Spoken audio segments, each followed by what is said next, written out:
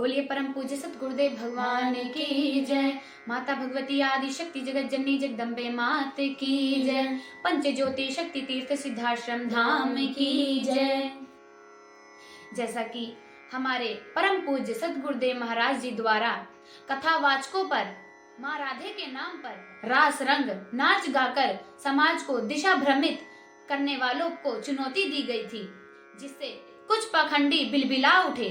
उसी में से एक पखंडी प्रशांत, जिसने हमारे गुरुवर पर अपशब्दों का प्रयोग किया। प्रशांत, तू अपने आप को धर्म ज्ञानी बता रहा है, शास्त्र का ज्ञानी बता रहा है। तुझे इतना ज्ञान नहीं कि एक ऋषि की क्षमता क्या होती है।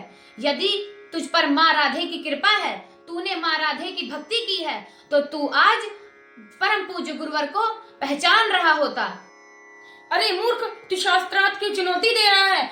तेरे जैसे शास्त्रों के ज्ञानी आशाराम, रामपाल, राम रहीम भी थे। उनके पास तुझसे ज्यादा जनशक्ति थी। राम रहीम के कहने पर सरकार बनती और बिगड़ती थी, उसकी शाही सवारी निकलती थी। परम पूज्य गुरुवर ने उस पर भी आवाज उठाई और वह सारे आज जेल की सलाखों के पीछे हैं।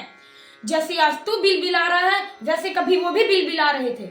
गुरुदेव ने शक्ति परीक्षण की चुनौती दी थी, जिसके भी कुछ प्रमुख बिंदु हैं। पहला, किसके पास ध्यान में जाने की क्षमता है?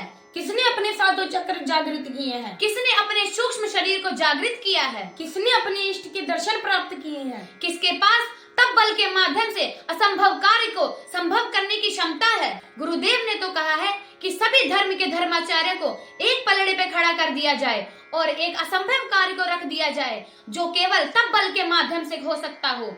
सब मिलकर वो कार्य करके दिखाएं और मैं केवल माँ शब्द के बल पर वो कार्य पूर्ण करके दिखाऊंगा।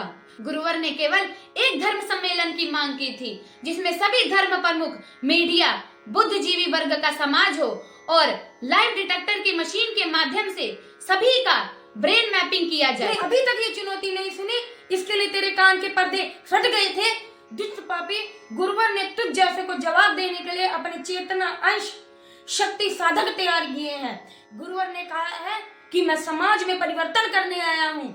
धर्म के नाम पर समाज को लूटने वाले, छलने वालों से बचाने आया हूँ। गुरुवर ने लाखों शक्ति साधक तैयार किए हैं, जिनके तू एक भी शक्ति साधक का सामना नहीं कर सकता।